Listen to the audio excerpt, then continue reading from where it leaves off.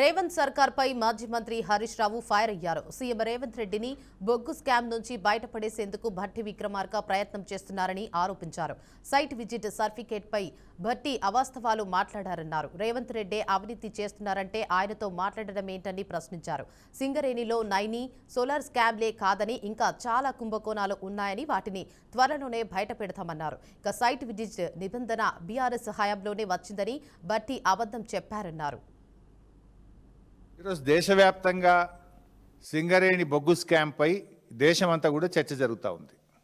కానీ భట్టి గారు మాత్రం ముఖ్యమంత్రి గారు ఆయన బావమరిది భాగోతం బయటపడకుండా కట్టుకథలల్లి వాళ్ళని కాపాడే ప్రయత్నం చేస్తూ ఉన్నారు. తన 40 ఏళ్ల రాజకీయ అనుభవాన్ని అంతా కూడా ఉపయోగించి ముఖ్యమంత్రి గారిని ఈ బొగ్గు స్కామ్ నుంచి బయటపడేసేందుకు భట్టి గారు చాలా విఫల ప్రయత్నం చేశారు. కానీ అటర్ ఫ్లాప్ అయింది. సైట్ విజిట్ సర్టిఫికేట్ అనే అంశంపై భట్టి గారు అబద్ధాలను వండి వార్చారు. వాస్తవాలను దాచిపెట్టి బొగ్గు కుంభకోణం బయటపెట్టిన బీఆర్ఎస్ మీద బురద జల్లే ప్రయత్నం చేసినారు. ఇది ఇంకా చాలా చాప్టర్లు ఉన్నాయి ఈ స్కామ్లో.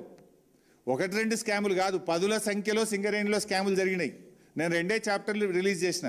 First OB scam, second solar scam. 2 release చేసిన. ఇంకా చాలా ఉన్నాయి. సీరియల్గా వదలాల్సి వస్తుందేమో. ఈమెయిల్స్ ఉన్నాయి, ఫోటోలు ఉన్నాయి, వీడియోలు ఉన్నాయి.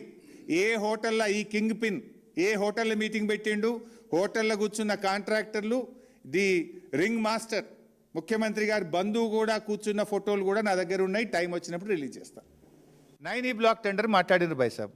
బీఆర్ఎస్ టైంలో కూడా 9E బ్లాక్ టెండర్ పిలిచినాం. బీఆర్ఎస్ పిలిచినప్పుడు 9E బ్లాక్ టెండర్లో సైట్ విజిట్ సర్టిఫికేట్ ఉందా? ఉంటే బయట పెట్టు.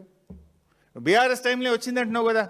మరి బీఆర్ఎస్ హయాంలో 9E బ్లాక్ టెండర్ పిలిచినప్పుడు సైట్ విజిట్ సర్టిఫికేట్తో మేము పిలిచినామా? ఉంటే బయట పెట్టు. లేదు, మీరు పెట్టింది. ఇప్పుడు మా హయాంలో లేదు.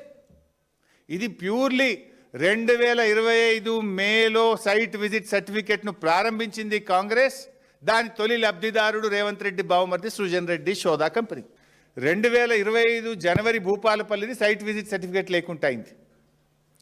కరెక్ట్గా 3 నెలలకు 2025 మే నెలలో విఆర్ఓసి టెండర్ సైట్ విజిట్ సర్టిఫికేట్తో పిలిచారు. కరెక్ట్గా 3 నెలల తర్వాత, అంటే 2025 మే కాంగ్రెస్ ప్రభుత్వం వచ్చినాక ఓబీ వర్క్స్లో సైట్ విజిట్ సర్టిఫికేట్ విధానం తీసుకొచ్చారు.